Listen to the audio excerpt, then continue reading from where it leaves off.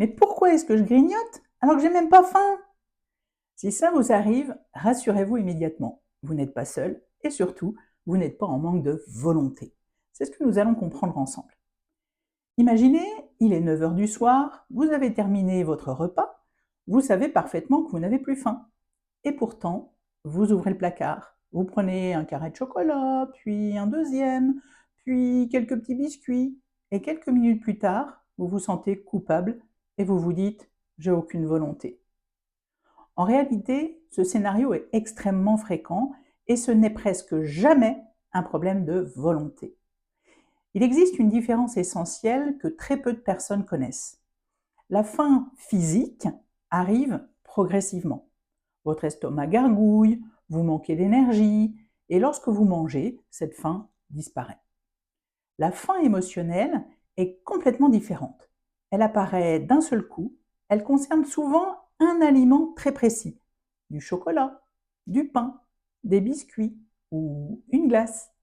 Elle survient souvent après une journée stressante, une contrariété, de la fatigue ou simplement de l'ennui. Dans ce cas, ce n'est pas votre estomac qui réclame quelque chose, c'est votre cerveau. Notre cerveau est programmé pour assurer notre survie. Depuis des milliers d'années, lorsqu'un aliment procurait du plaisir, il enregistrait cette information. Aujourd'hui encore, lorsque nous mangeons quelque chose que nous aimons, notre cerveau libère de la dopamine. Nous ressentons une sensation agréable et il mémorise que ça me fait du bien. Lorsque nous sommes stressés, il recherche naturellement ce qui procure un soulagement rapide. Voilà pourquoi les aliments sucrés ou gras deviennent si attirants. Ce n'est pas de la gourmandise, c'est un mécanisme biologique. C'est ici que j'aimerais vous parler d'un sujet qui me passionne, la théorie polyvagale. Elle explique que notre système nerveux cherche en permanence à répondre à une seule question: est-ce que je suis en sécurité? Lorsque la réponse est oui, notre organisme fonctionne normalement. Nous digérons bien, nous ressentons la satiété, nous réfléchissons clairement.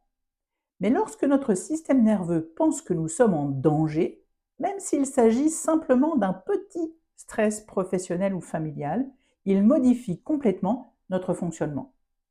Il cherche à nous protéger. Et parfois, la nourriture devient une stratégie d'apaisement. C'est une tentative de retrouver un sentiment de sécurité.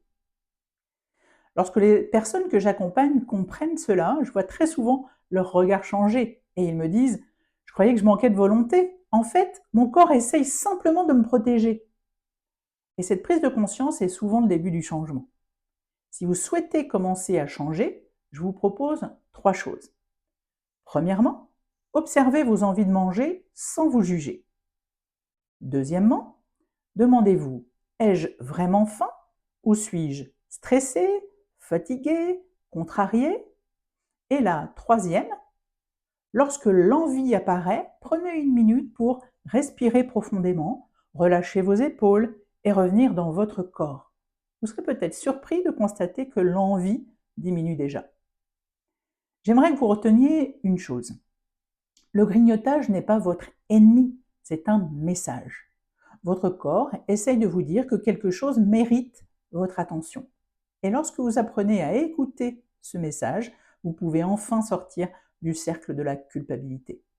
Parce que la légèreté durable ne commence pas dans votre assiette, elle commence dans votre système nerveux.